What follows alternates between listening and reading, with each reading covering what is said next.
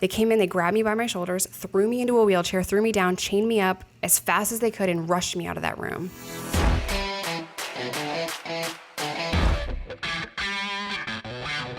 But now I have to go to prison 6 months pregnant. I was really embarrassed and kind of at like my all-time low. I had seen women come through pregnant, but I never thought about what they were going through, because until it happens to you, you don't really, like, you're detached from that, right? So I go to prison and my daughter's going into foster care, and I know that, and I have 9 months to prepare for that. And that was really mentally exhausting to the point where I wouldn't think about it most days because I didn't know how to handle it. I went to the max for classification, went to a medium. There were other pregnant women there. I would see them go have their babies and come back to the unit, and they were completely fine. And I'm like, oh, Tammy did it. I don't know anyone named Tammy. I can do it. So if she did it, I can handle it. All of the other women I was doing time with, none of their kids were going into foster care. They all had family in Arkansas, and they would see their kids every weekend. Right. And I didn't put that together. I kind of thought maybe I would get to see her. So June 12th of 2012, I went into labor at like 4 o'clock in the morning. And you know, prison beds, they hurt your back. Yeah. So I wake up and I'm like, oh, my back hurts. That's what's happening. I'm not in labor. I'm not having a baby or anything. I walk to the chow hall, and the pain is just increasing, and it's really bad. I was not one to talk to the officers. So another girl had to get the officers' attention to tell them like, yo, she's in labor. So this guy, male officer, was like, you can walk to the infirmary? And I'm like, yeah, I think so. He should have got me a wheelchair. Like, I'm in active labor, and I've never had a baby before, right? But I walked to the infirmary, and you know how long these hallways are. Yeah. And it's controlled movement, so you have to get buzzed through all this shit, right? And it takes me a minute to get there. So I finally get to the infirmary, and every step was just more painful than the last. And I go to open the door, and I'm like, as soon as I open this door to the infirmary, they're going to help me. I open the door, and I go in, and I said, I'm in labor. And this nurse says, oh, just sit down. Has your water broken? No? Okay, just sit in this wheelchair.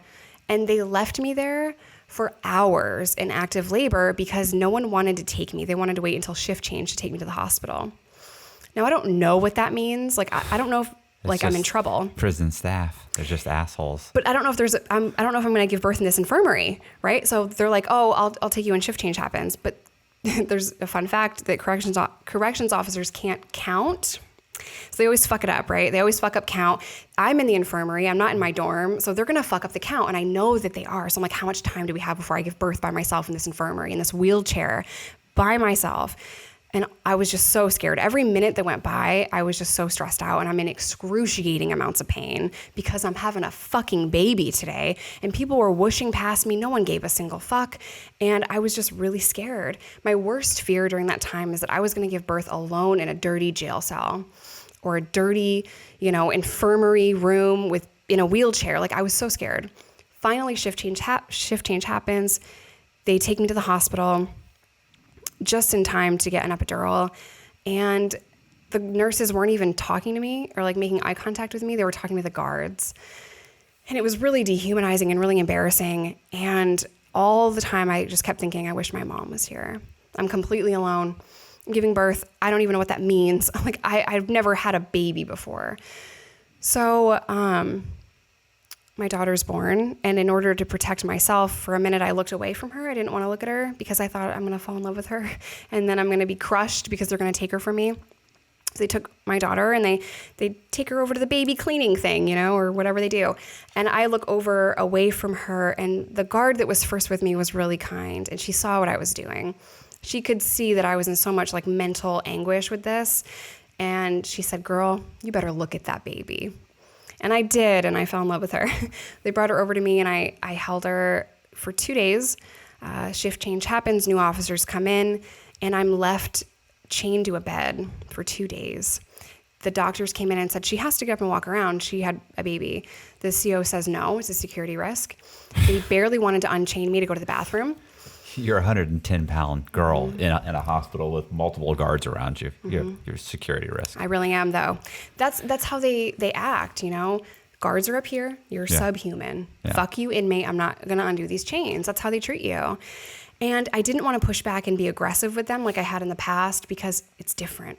there's a baby. I'm holding my baby. Right. If I get aggressive with this guard, I don't know what they're going to do. I was terrified to push back or to speak up or, say, I have to walk around. What are you doing?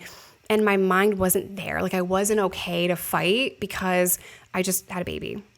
So I was really scared, but to leave me chained to a bed for 2 days, it's the most fucked up thing you could do. Now my recovery is 10 times harder. And it was just really painful. 2 days later, when I had to go back to prison, and I'm grateful for the 2 days. I was only supposed to get one. So you get 2 days with your baby before social services come in and take. Okay. Yeah. Yep. I named. How's that? Amazing in that I just made a human, and that's like a superpower. It was incredible. She was so little, almost 7 pounds, had tons of hair, just beautiful. And I just couldn't believe that I made a person. Like until you make a person, you don't really understand what that is like. So I just fell in love with her, and like mama bear instincts kicked in. And I don't know, my whole life changed. I realized that day that I retired from everything because now I made a person that needs me. So I retired that day. Like in my mind, I knew I was done.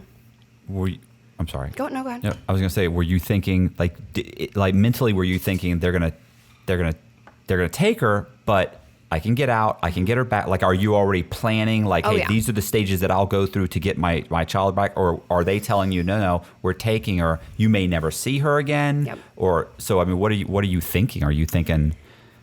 Realistically, I'm thinking I'm gonna get out, I'm gonna fight, I'm gonna lose, but she'll know that I fought for her.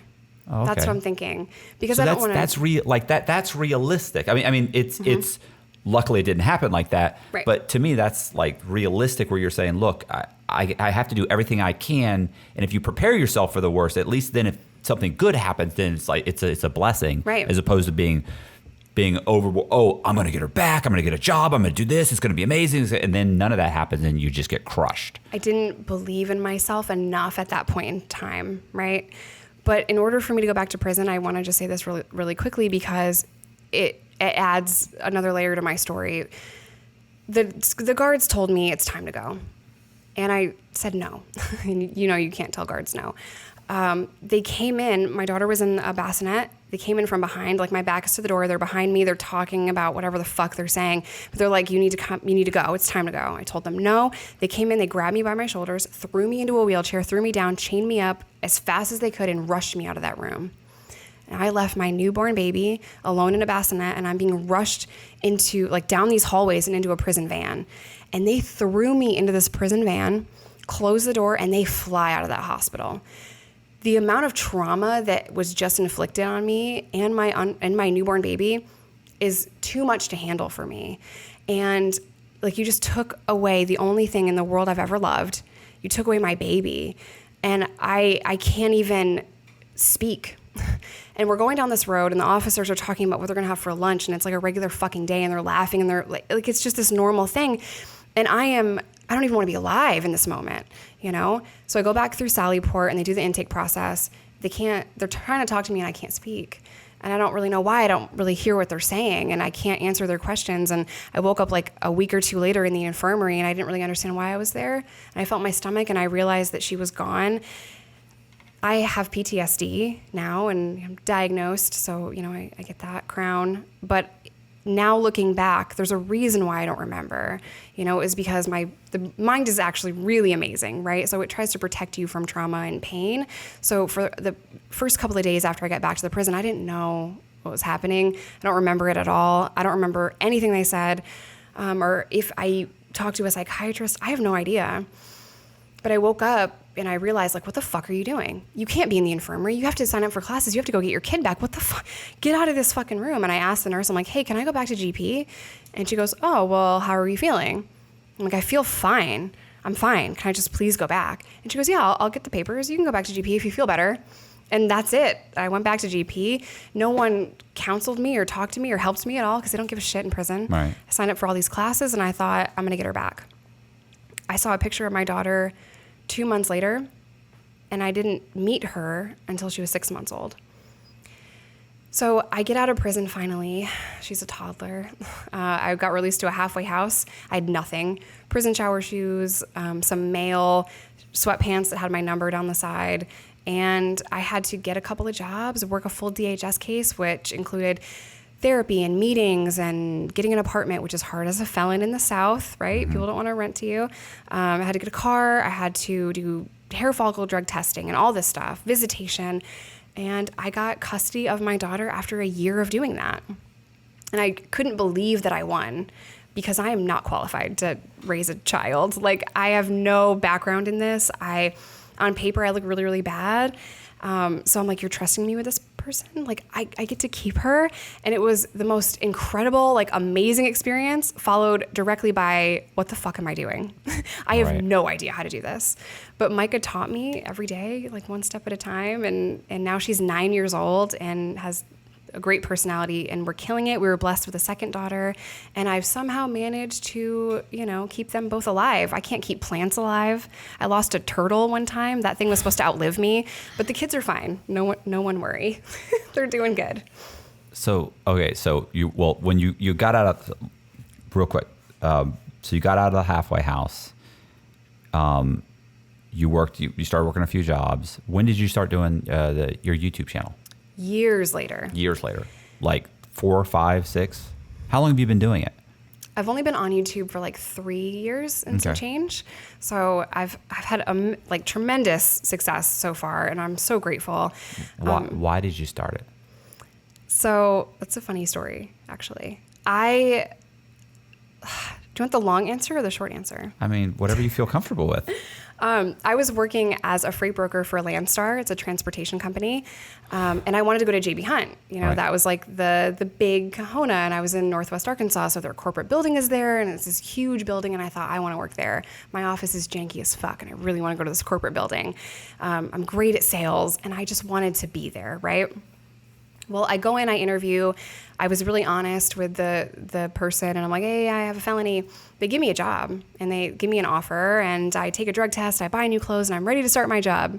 And then someone in HR says, Jess, I apologize, but we can't hire you until you've been felony-free for 7 years. Well, I just left my job. So I'm like, what the fuck? And I cried for like 3 days. But then I signed up to get my bachelor's degree because I thought, if you're going to tell me I can't work here because I'm a felon, I'm going to try to help felons. Fuck you. And it was just that fuel. Like, it connected. I need to be working with felons. That's really what I want to do.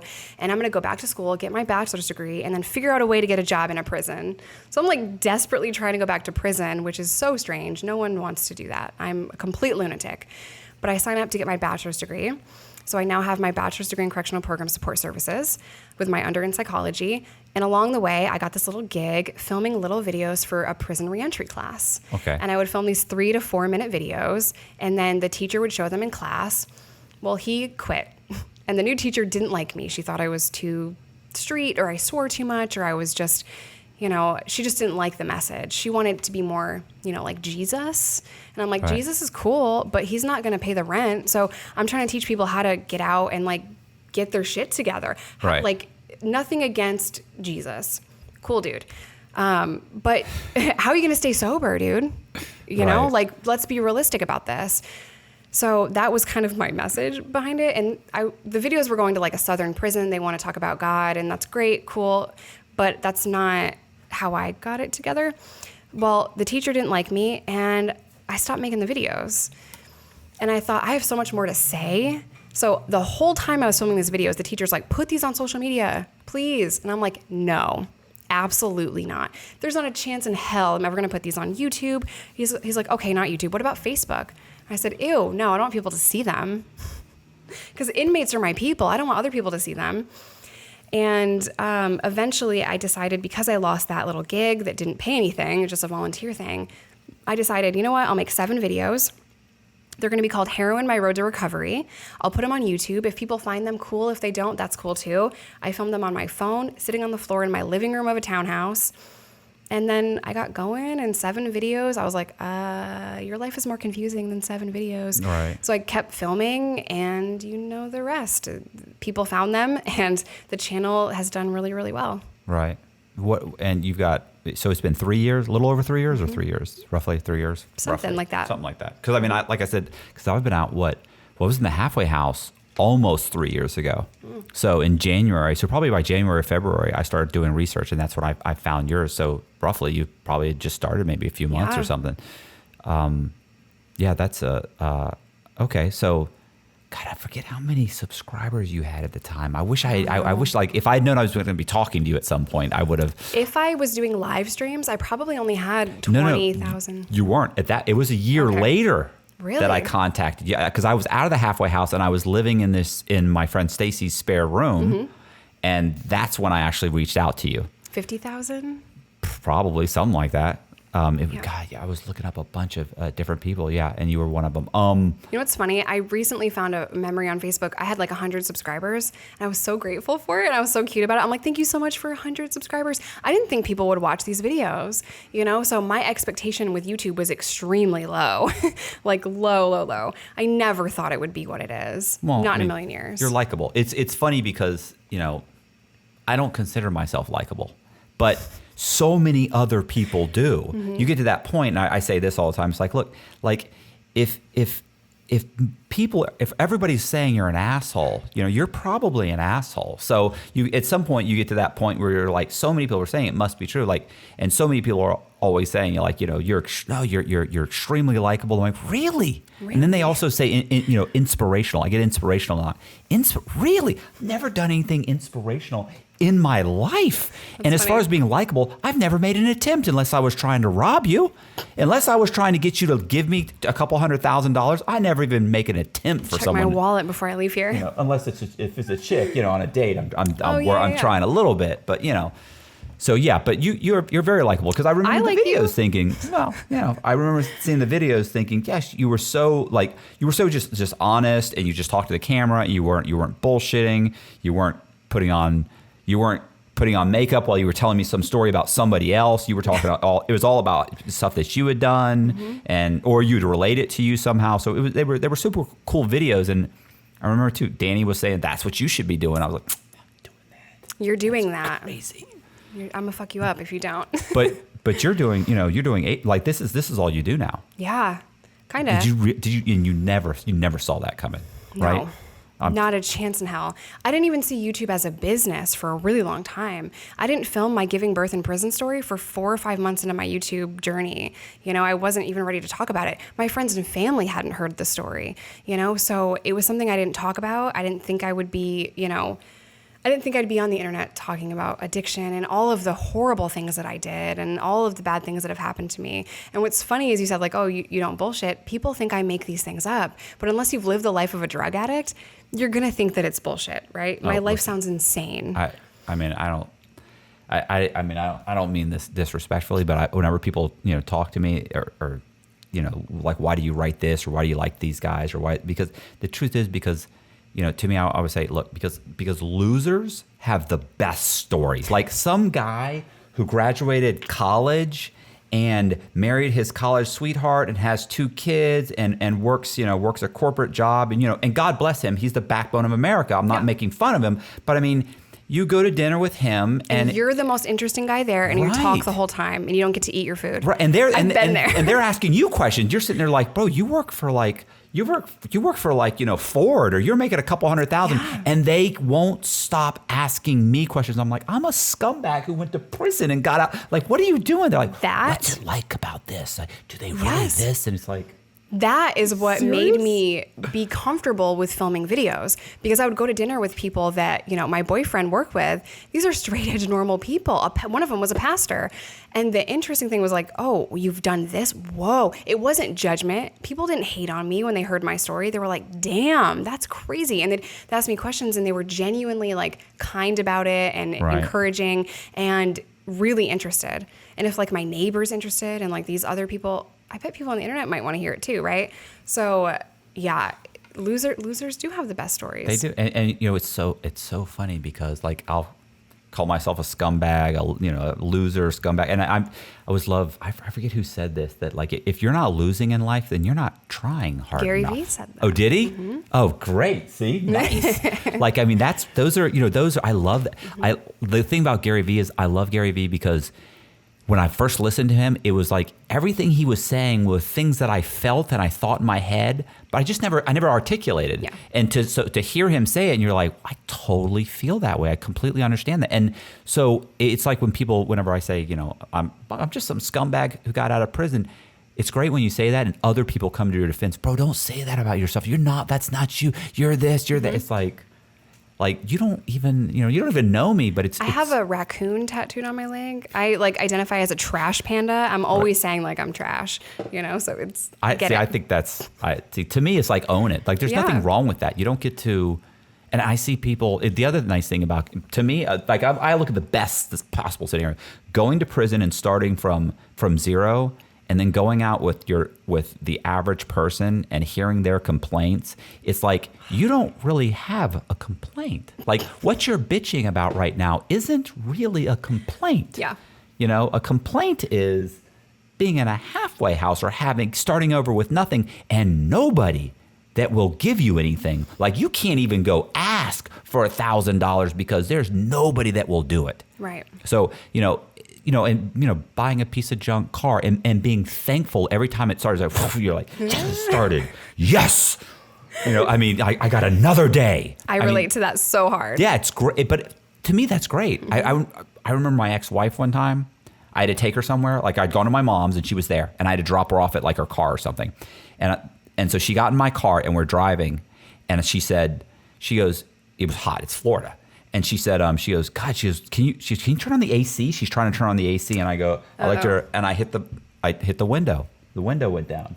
And she goes, what are you doing? I go, that's the AC. I said, oh, you mean like from the car? I go, no, that's for rich people. No. And then she goes, oh my God. And then I hit the brakes. All the lights came on when I hit the brakes. So the ABS didn't work. So the lights came on, the computer lights come on, they come on. And she goes, oh my God, what's wrong? I go, no, it's just the ABS. They don't work. And she goes, you don't have brakes? I go, no, I have brakes. The ABS doesn't work. So if it rains, we're in trouble. But it's not raining. It's Florida. We're good. And she goes, oh my God. Then she says, a little bit later, can you turn on the radio?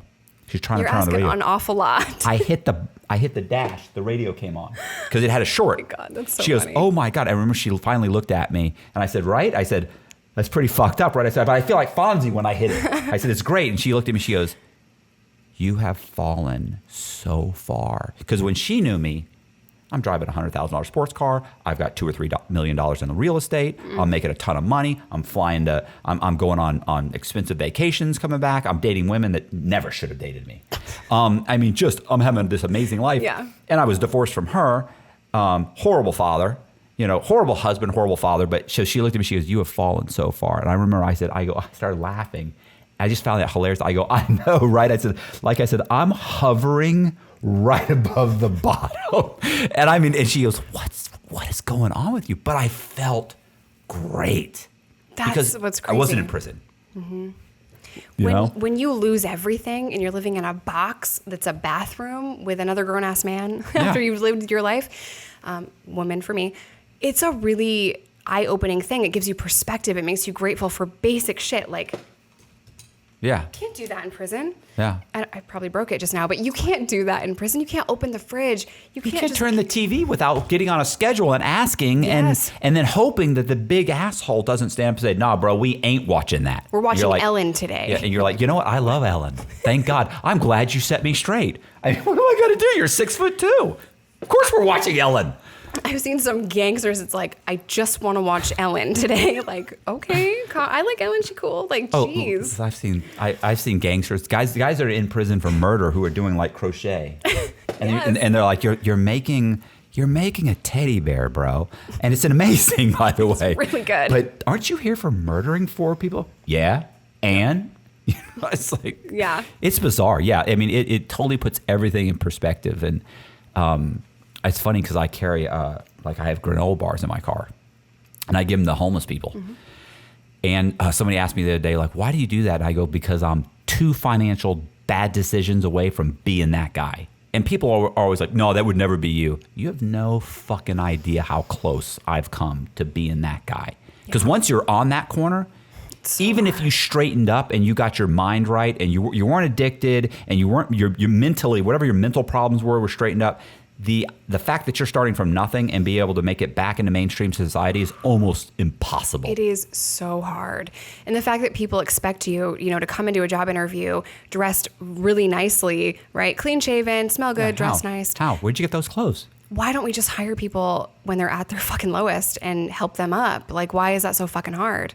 It makes me crazy. The people are like, oh, just get a job. How the fuck am I supposed to do that? Think about it. If you're in a halfway house and, go get a job selling cars. And what? I have 3 pairs of sweatpants and 2 white T-shirts. That dude, they have my reg number on the side. How am I gonna? Oh, you got to go buy some clothes. With what money? Right. But I would hire you if I owned a car dealership. I'd hire you in that over anyone else because you are street and you can hustle and you're gonna be slinging cars like crazy. Yeah, and you need it. Mm-hmm. You're hungry. You need it, and you have that in you. That hustler mentality. So hire those guys, please. Well, what are we doing? Are we wrapping this up? I don't know. Do you have any more questions you want to ask me? I mean, I probably have 1,000 more questions. That you're gonna watch it back and you're gonna say, "Fuck, I didn't ask for all these other things." No, it's fine. Like I said, nobody's watching. So yeah, listen. What do they watch? On your channel, like they watch about 30. They watch about 35% of my longer videos. Mm-hmm. Now the shorter ones they watch about 50%. But it's funny too because like my stuff, if I talk for 30 minutes, they watch about 38%. I have a buddy who used to would do podcasts with me. It was a black guy, con man, ended up going back to jail.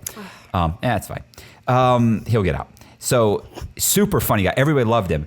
If he did a 20 or 30 minute video, they watched like 58% of his video. So entertaining. 58%? That's insane. Mm-hmm. I'm like, they're watching 35 of me and 58%. People love him. People are sending him money on commissary. They're sending Colby money to send to him on commissary. I'd send him money. He's a great guy. He'll be back. If you've made it this far, drop some raccoons in the comment section down below. Watch how many raccoons they're about to be in the comments. They watch it. There are people watching all the way through. All right. Well, okay. So at some point here in the future, I'll be going, hopefully going to Chicago and doing some videos, and we're going to try and get Boziak on there and some of these other guys, and I'll tell you who they are. I'll show you the channels and stuff.